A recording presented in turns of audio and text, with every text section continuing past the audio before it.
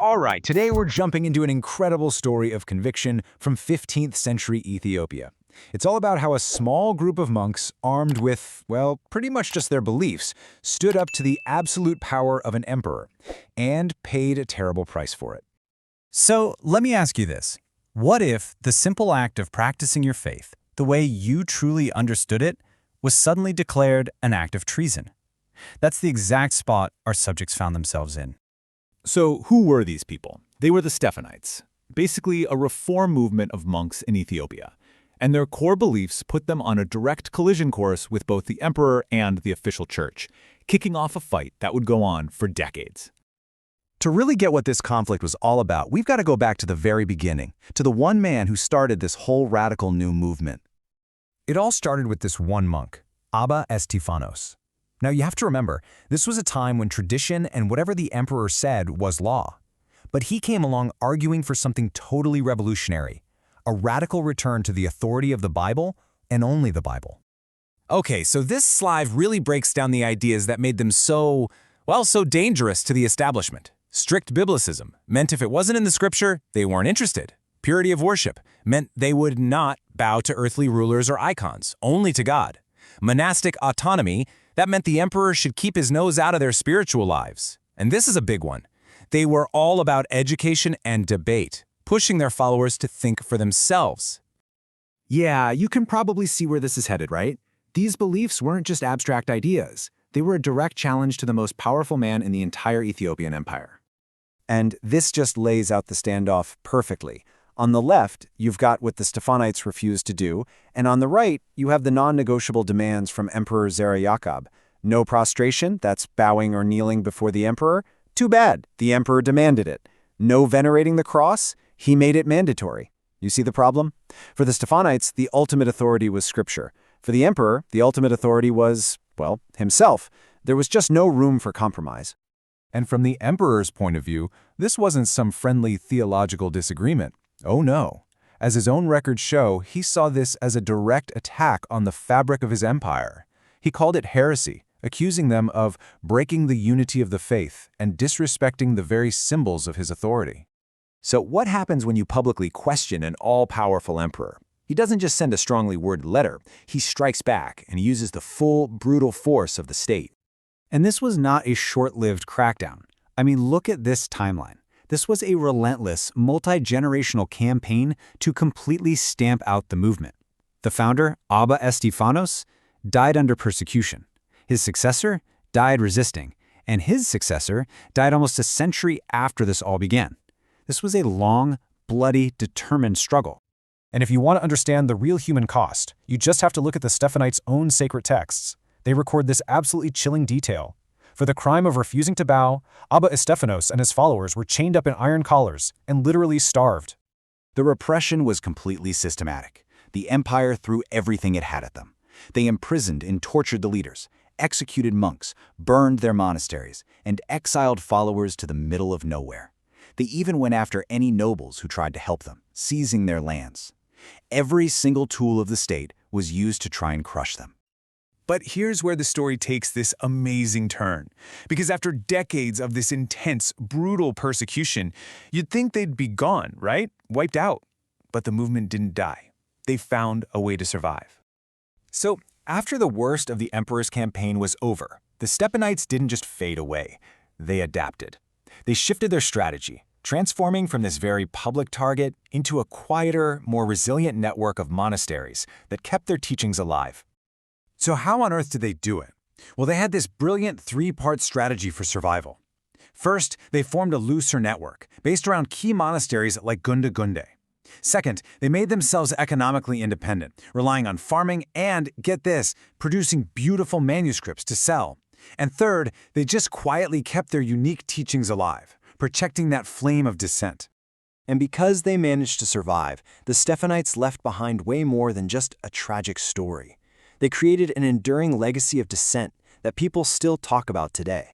So why does this 15th century story still matter so much? Because today, scholars and thinkers see them as something much bigger, not just a religious sect, but a profound political challenge to unchecked power, one of the first real fights for freedom of conscience, and just a timeless symbol of what it means to resist. And this is not just dusty old history, you know. Their legacy is alive and kicking right now. This quote points out that their story of defiance is being used today, with some linking their struggle to modern conflicts like the Tigray War, holding them up as early champions of human dignity against authoritarianism. So at the end of the day, the story of the Stephanites really forces us to ask a much bigger question. At what point does one group's simple refusal to bow down stop being just an act of dissent and start becoming a timeless legacy that echoes for centuries?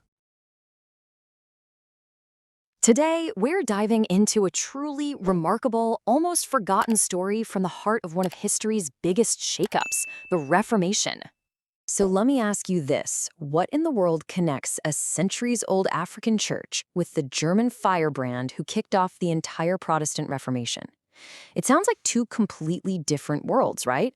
Well, the answer involves a very long journey, some really deep conversations, and a moment of unity that's just amazing. So, our story kicks off with a visitor who you would just never expect, showing up right in the eye of the hurricane. Okay, so picture this. We're in Wittenberg, Germany. The year is 1534. And this isn't just any town. This is the absolute epicenter of the Reformation. I mean, Martin Luther's ideas are just exploding, shaking the very foundations of European Christianity. And right into the middle of all this walks a man from a completely different world.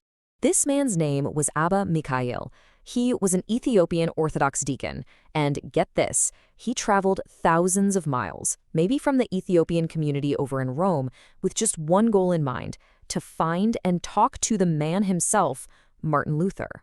So the big question is, what happens when these two men from such wildly different corners of the Christian world finally meet? And listen, this wasn't just some quick handshake and a how do you do. No way. Mikhail shows up at the end of May, and he stays for over a month. He spends the entire month of June locked in these deep theological discussions with Luther before he finally heads out in early July. Okay, but wait a second. Let's think about this practically. How on earth did they even talk to each other? You've got Luther, who speaks German and Latin, and Mikhail, who speaks Ge'ez. It seems impossible, right? But, as it turns out, they found a way. The solution was actually pretty clever. Mikhail, it turns out, knew some broken Italian.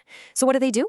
They find a German student at the university who can act as an interpreter. So you have this kind of translation chain going. And just like that, this incredible dialogue between two completely different worlds was able to start. All right, so they're talking. But what are they actually talking about? This is where the story gets really, really interesting. Because in an era that was all about religious fights and division, these two, well, they found a ton of common ground. One of the very first things they did was compare their most central church services, the Mass. They literally laid them out side by side, the Lutheran way and the Ethiopian Orthodox way. And they came to this stunning conclusion. They were basically on the same page. And their talks got really deep, going right to the heart of Christian belief. They talked about the Trinity, their understanding of the Last Supper, all the core articles of faith. I mean, this was no small talk. This was serious, heavy-duty theology. And we actually know what Luther thought about it thanks to his famous table talks. After Mikhail laid out what they both believed, Luther just said, "This is a good credo. That is faith." I mean, can you imagine? That's a huge endorsement coming from the main guy of the Reformation. And it wasn't just Luther who was impressed. His number two, the brilliant theologian Philip Melanchthon, he wrote about the meeting too. He basically said, yeah, they have some different customs, but even Mikhail agreed that those differences don't break the unity of the church or mess with the core beliefs. So what's the end result of all this? Something pretty incredible. Luther officially extends fellowship to Mikhail, and by extension, the entire Ethiopian Orthodox Church. In a time when everyone was drawing lines in the sand, this was just a mind-blowing act of unity. Okay, so if this was such a big deal, you have to be asking, why haven't I heard about this? Why isn't this story in every history book?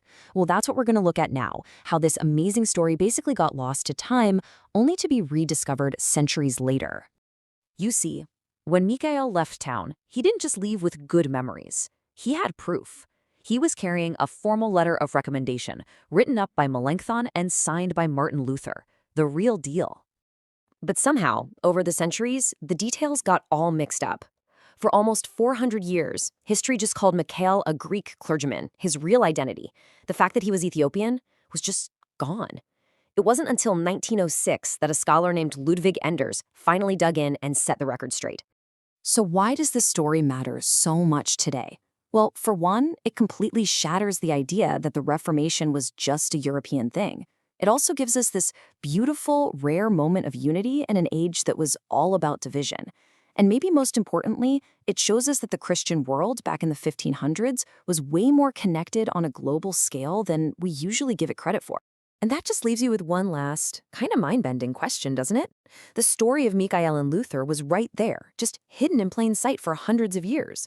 So it really makes you wonder, how many other stories just like this one, these incredible moments of connection, are still out there, lost to history, just waiting for someone to find them?